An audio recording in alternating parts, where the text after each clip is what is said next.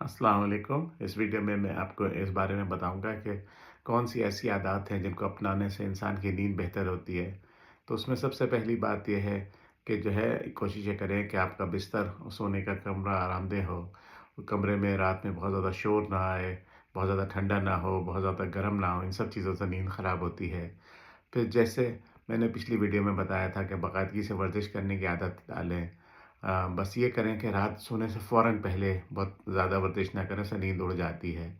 फिर तीसरी बात ये है कि लोग रात को सोने का एक रूटीन डेवलप करें, तो अब बेहतर ये होता है कि रात को जो है सोने से बिस्तर पे जाने से पहले कुछ वक़्त रखें जिसमें आप को रिलैक्स कर सकें, जिसको हम डाउन टाइम कहते हैं।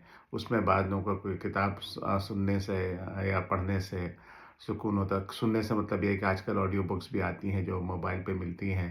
इसी तरह मोबाइल पे बाज़ ऐप्स होती हैं जिनमें व्हाइट नॉइज़ होती है, कामिंग ऐप्स कहते हैं उनको, उससे भी लोगों को नींद आने में काफ़ी फ़ायदा होता है। अगर आप किसी वजह से परेशान हो, कोई चीज़ आपके दिमाग में बार-बार गर्दिश कर रही हो, तो ये करें कि उसको सोने से पहले उसको किसी कॉपी या डायरी में लिख लें और फिर ये सोचें कि मैं इसको कल डील करूँगा।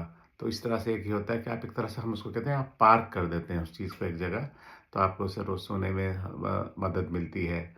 और बस आखिरी बात ये है कि अगर आपको बिस्तर पे लेटे बहुत देर हो गई है, 2 घंटे हो गए, नींद ही नहीं आ रही, तो मज़ीद लेटे ना रहें, मज़ीद परेशानी होगी, मज़ीद उड़ेगी।